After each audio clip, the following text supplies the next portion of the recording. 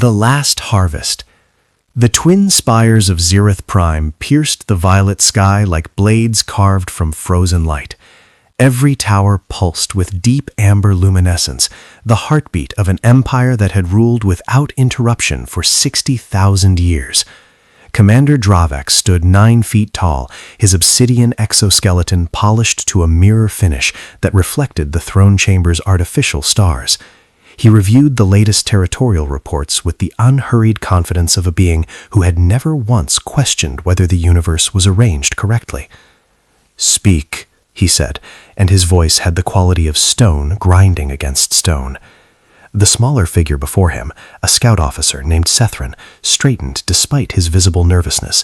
Even among their own kind, the Vorath hierarchy was absolute. Power flowed downward and obedience flowed up. This was the natural architecture of existence. "Great Commander, our deep-range probes have identified a new system, designation Kiral 7. The third planet shows biological complexity consistent with an emerging sentient species." Dravak stemmed the holographic projection that materialized between them, a small blue-green world orbiting an unremarkable yellow star. Standard atmospheric readings scrolled past alongside gravity measurements and surface temperature ranges. "Population estimate? Approximately 6 billion, Great Commander. They call themselves humans. The world they inhabit is designated Sol 3 in their own charts." "Technology?" Sethran's exoskeleton shifted, the Vorath equivalent of a nervous swallow. "Primitive. Basic orbital capability, chemical propulsion systems, projectile weapons, and rudimentary explosive devices. Their most advanced energy system appears to be nuclear fission, which most Vorath engineers would classify as historical curiosity." Dravak made a sound that served as laughter among his kind, a low, resonant tone like a struck bell. Projectile weapons. He had read about those in ancient records, artifacts from species that had never evolved past their own gravity wells. "Physical characteristics? Bipedal, average height 2 meters, soft integumentary layer with no natural armor, no claws, no venom, no significant physical defenses, omnivorous, by galactic standards quite fragile." The images on the display showed small creatures, pale and brown-skinned variants of the same basic form, moving through their cities and across their world's surface. They had forward-facing eyes, which suggested predatory lineage, but their bodies were entirely unsuited to serious physical conflict. No exoskeleton, no reinforced bone structure, nothing that would pose any meaningful resistance. "Political organization? Fragmented, Great Commander. Multiple competing governmental structures with no unified planetary authority. They appear incapable of large-scale cooperation. Their recorded history shows continuous internal warfare." This was the detail that always pleased Dravak most. A divided species is a defeated species before the first Vorath ship even entered their system. He had overseen 43 harvesting operations in his career. Every single one had followed the same pattern: arousal, demonstration of overwhelming force, choice between submission and termination, processing. Clean, efficient, perfectly engineered. He turned toward the great obsidian throne at the chamber's center. Upon it sat the eternal sovereign, Melkoth the Enduring, whose exoskeleton bore 60,000 years of accumulated mineral density that made him appear carved from the planet itself. His presence compressed the air around him. "Your assessment, Great Commander." Melkoth's voice emerged from somewhere deep in geological time. "Adequate livestock, my sovereign. Not warrior stock, but they breed quickly, and 6 billion represents a substantial yield. The processing centers on Kareth 9 have capacity. Dispatch the 42nd Consolidation Fleet. A small detachment. 10 vessels should be entirely sufficient. There is no need to waste resources on primitives armed with explosives." Sethran bowed deeply. "My sovereign, there is one additional notation. Sol 3 is classified in our hazard surveys as an extreme environment world. Gravity approximately 3 times galactic standard, significant geological instability, atmospheric conditions that most Vorath would find hostile without environmental assistance." Melkoth's crystalline eyes moved toward Sethran with the slow patience of something that had watched empires rise and dissolve. "A death world? It would appear so, my sovereign. How a species this physically unremarkable survived on such a hostile planet remains unclear." "Luck," Melkoth said, without particular interest. "Or they evolved in protected ecological niches and only recently spread across the surface. Weakness is weakness, regardless of the environment that produced it. Proceed with the operation. Standard biological analysis before processing commences." As Dravak left the throne chamber and moved through Zereth Prime's geometric capital toward the military district, he passed the usual procession of subject species going about their assigned functions. Vorath warriors, their insectoid carapaces clicking rhythmically as they marched in formation, their original psychology dismantled and rebuilt to serve Vorath purpose. Talaxi technicians, pale and large-eyed, hunched over calculation arrays maintaining the Empire's vast infrastructure. Dozens of other species, each occupying the precise role the Empire had determined was their appropriate function. This was not cruelty, It was order. The strong, organized existence. The weak fulfilled their designated purpose within that organization. The Vorath had simply been strong enough, long enough, to organize the galaxy itself. The warning arrived at 0347 Universal Standard on a Wednesday that would permanently divide human history into before and after. Deep space monitoring arrays scattered across humanity's solar system detected them simultaneously, 10 massive objects dropping from faster-than-light transit beyond the outermost planetary orbit. The energy signatures were unlike any human database. The geometric precision of the vessel configurations was unmistakable as intentional construction. Within minutes, every major government on Earth was convening emergency sessions. At the Pacific Command Headquarters, General Amara Osei stared at a tactical display showing the approaching fleet. The lead vessel alone exceeded 2 kilometers in length, its dark hull embedded with some kind of crystalline material that caught starlight and returned it differently. Whatever these vessels were built from, it was nothing human engineering had ever conceived. Rate of approach, General? Steady at 0.04 light speed. At current velocity, they reach Earth orbit in approximately 70 hours. No response to any hailing frequency. What are they doing, General? Scanning us. Comprehensive electromagnetic sweeps across every installation, satellite, and surface structure we have. They know exactly what they're looking at. In Geneva, the Emergency Security Council session was the most heavily attended in the organization's history. Secretary General Amar Luenweno opened without preamble. First contact with an alien civilization. We have limited data. What preliminary assessments exist? The Russian delegate looked up from his tablet. Their power output suggests weapons capabilities orders of magnitude beyond our most advanced systems. Our analysts believe a single vessel could inflict continental-scale damage. Intentions unknown, said the Chinese representative, but the approach is methodical. They're studying us before doing anything else. President Adeza Akafar's voice came through from Abuja on secure link. Our military advisors believe these ships could sterilize Earth without significant effort. We should not assume this is a diplomatic visit. Aboard the Vorath battlecruiser Valdrak Dominion, Fleet Commander Dravak reviewed his preliminary scans with professional satisfaction. The analysis confirmed everything the scouts had reported. Primitive technology, fragmented political structure, physical vulnerability. 10 ships against whatever the species could assemble would be overwhelming by any rational calculation. Communication status? They've been broadcasting continuously since our arrival, Commander. Multiple languages, mathematical sequences, acoustic transmissions. They seem eager to establish dialogue. Of course they do, Dravak said. Prepare a translation matrix. Open a channel to their entire communication network, every frequency simultaneously. His message reached Earth on a Tuesday afternoon and was received in 64 languages within seconds. Inhabitants of Sol 3, you will address me as Fleet Commander Dravak of the Vorath Consolidation Empire. Your world has been designated for harvesting operations. You have 70 of your hours to prepare for processing. You are classified as a Class 6 biological resource under Imperial Protocol 1144. Your options are as follows. Submit to Imperial authority and accept relocation to designated processing facilities, or resist and face immediate planetary sterilization. Those selected for processing will serve the Empire in various capacities, according to biological and intellectual assessment. Compliance results in preservation of 12% of your population for breeding and specialized functions. Resistance results in complete termination. This is standard Imperial procedure and is not subject to negotiation. Prepare your population centers for orderly evacuation. Any attempt to flee this system will be met with immediate destruction. The channel closed. In the White House Situation Room, President Okafor looked around the table at her advisors. Secretary of Defense Marcus Webb was already running military assessments. The numbers were not hopeful. Options? She said. Webb shook his head slowly. Based on preliminary analysis, their ships outclass ours by orders of magnitude. Their energy output suggests weapons that could crack continents. We have 10 of them, and we can't stop one. Evacuation? Impossible in 70 hours. We have perhaps 80,000 people on orbital stations and lunar facilities. Even launching everything simultaneously, we move a fraction of a % of Earth's population, and they've explicitly stated they'll intercept any departure. The president looked at each face around the table. Her phone was already buzzing with encrypted messages from Beijing, Moscow, London, Brussels, every capital simultaneously receiving the same alien transmission and reaching the same terrifying conclusion. Draft the response, she said finally. All channels, all languages. Make absolutely certain they receive it clearly. 6 hours later, Dravak received Earth's reply. He had expected the usual pattern. Some governments capitulate immediately. Some attempt to negotiate. A few attempt symbolic resistance before accepting the inevitable. What arrived instead was something he had not encountered in 400 years of military service. The message was transmitted simultaneously from every major governmental authority on Earth, delivered in unified voice by their respective leaders in a single coordinated broadcast. This is the unified response of humanity. We reject your ultimatum. We reject your authority. We reject your empire. If you want our world, you will have to take it. We will not submit. We will not comply.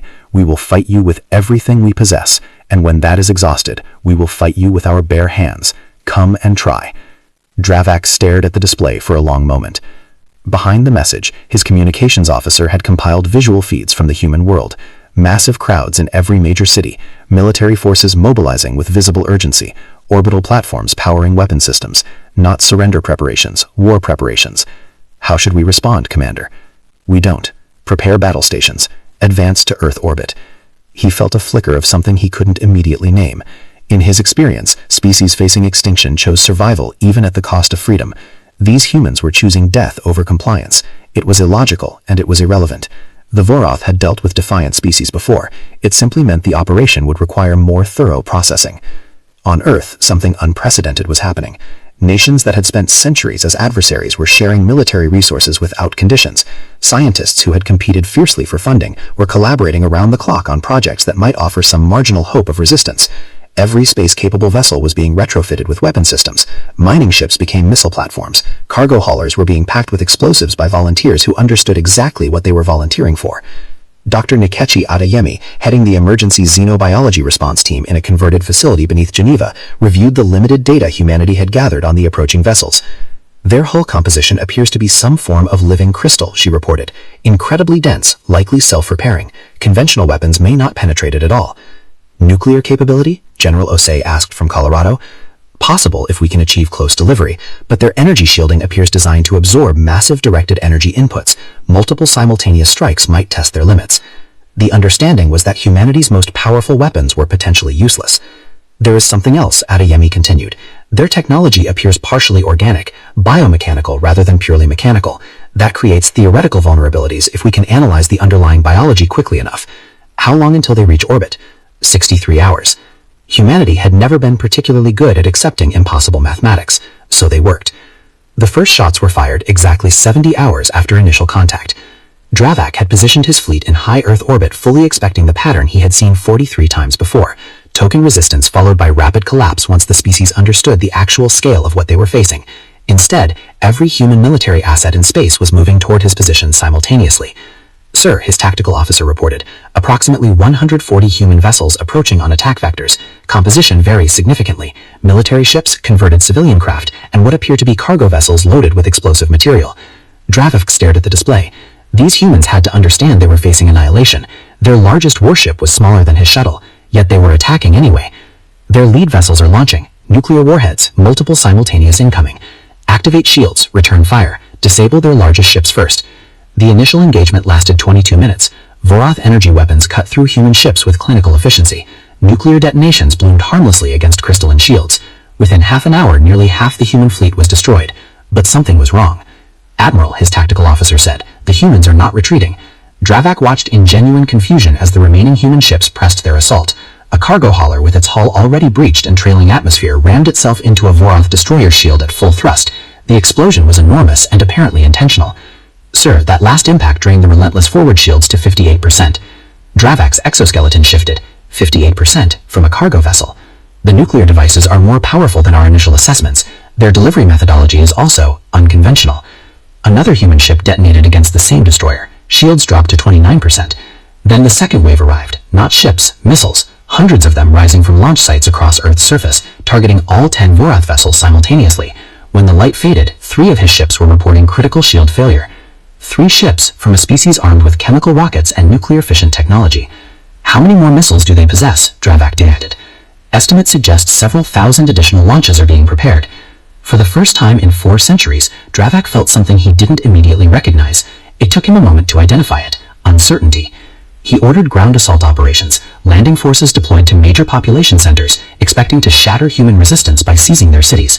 The Voroth troops descended like falling stars, 12-foot armored warriors armed with energy weapons that could level buildings, protected by personal shielding that deflected tank rounds. They expected scattered civilians and disorganized military units. Instead, they walked into a planet that had spent 70 hours converting itself into a trap.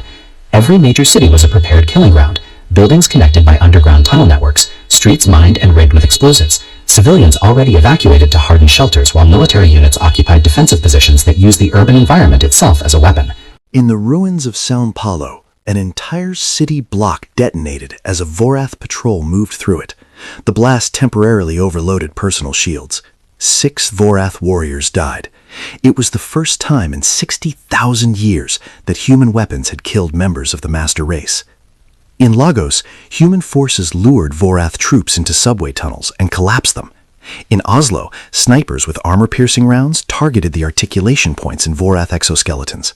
In Shanghai, volunteers drove explosive-laden vehicles directly into Vorath formations, knowing they would not survive the impact.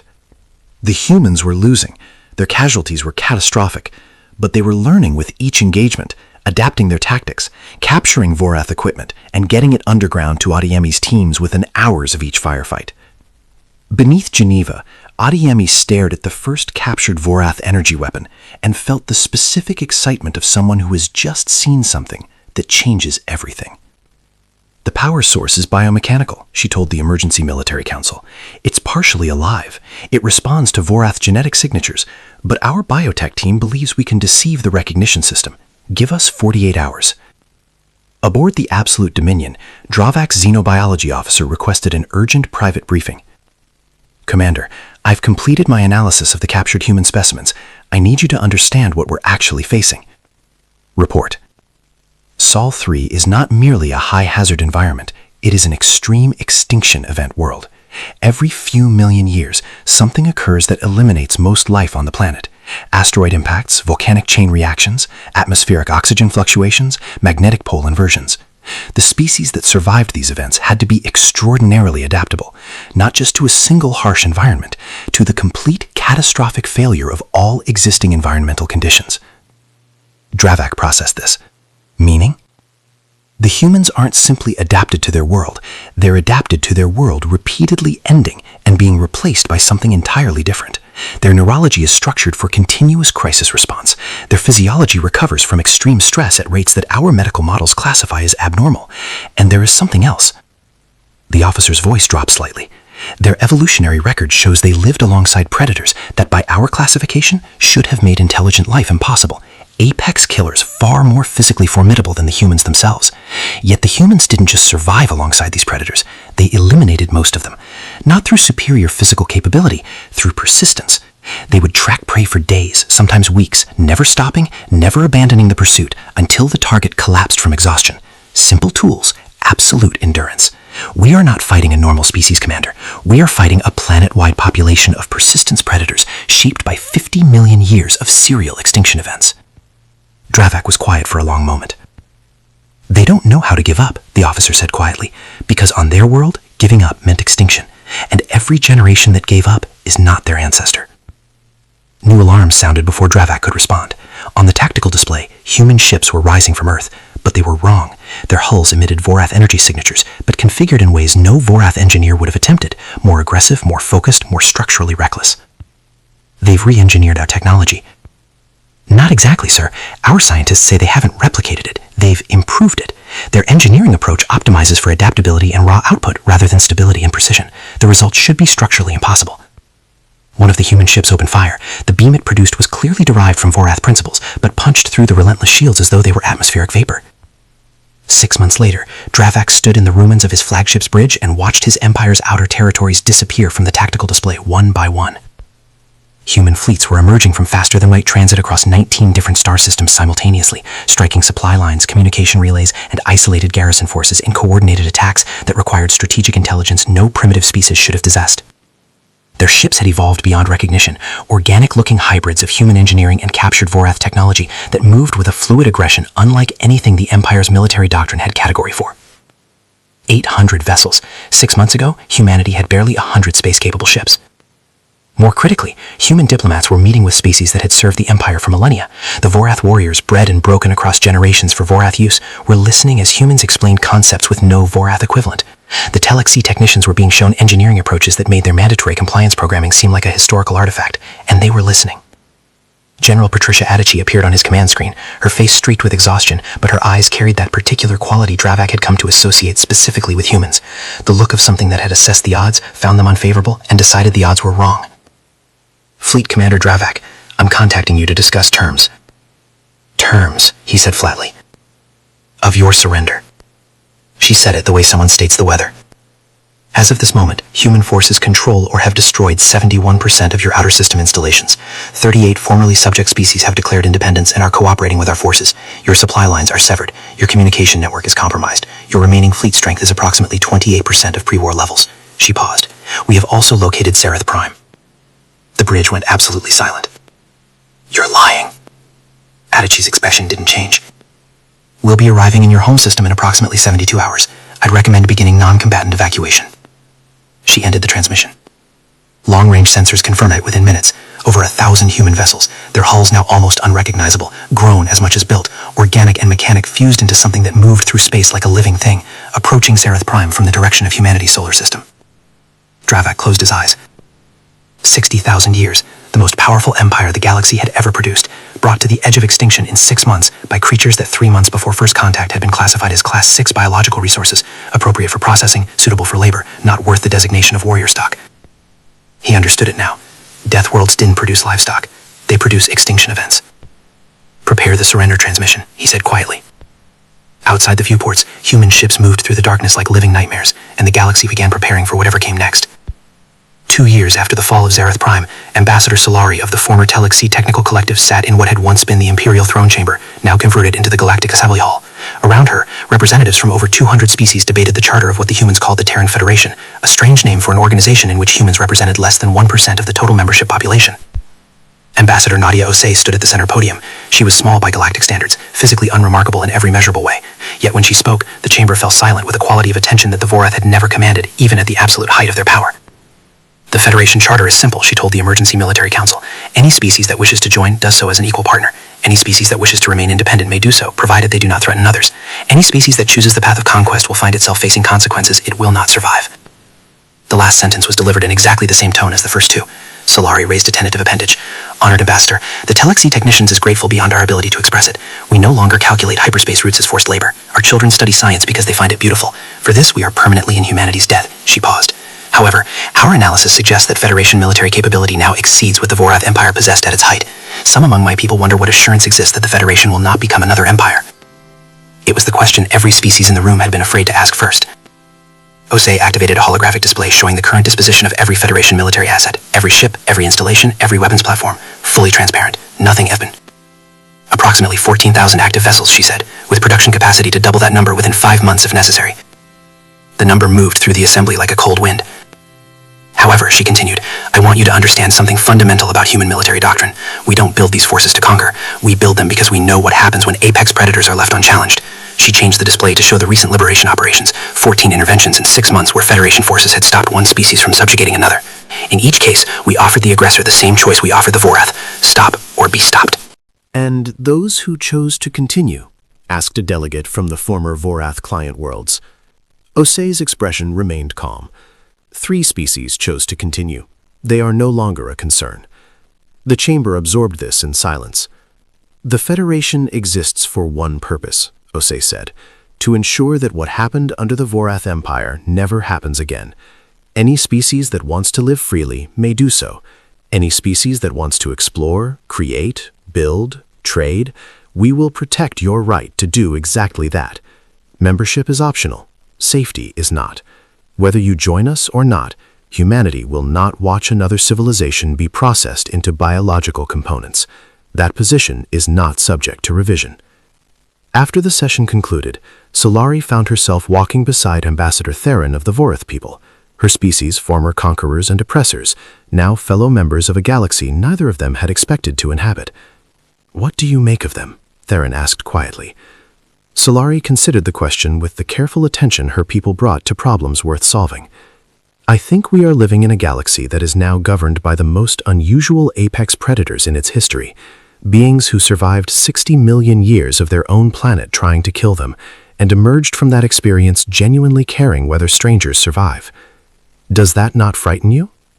Solari looked up at the crystal spires that had once pulsed with the amber light of Vorath power, and now housed an assembly of free species arguing loudly about trade policy and territorial boundaries, and all the ordinary disputes of civilizations that expected to continue existing. Deeply, she said, but also, yes, it gives me something I did not have 2 years ago. What is that?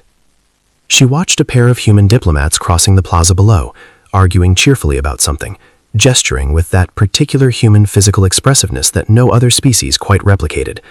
Two small, soft, fragile-looking creatures who had taken the most powerful empire in galactic history and dismantled it in 6 months because someone had made the error of telling them they were livestock. "The reasonable expectation," Solari said, "that tomorrow will happen."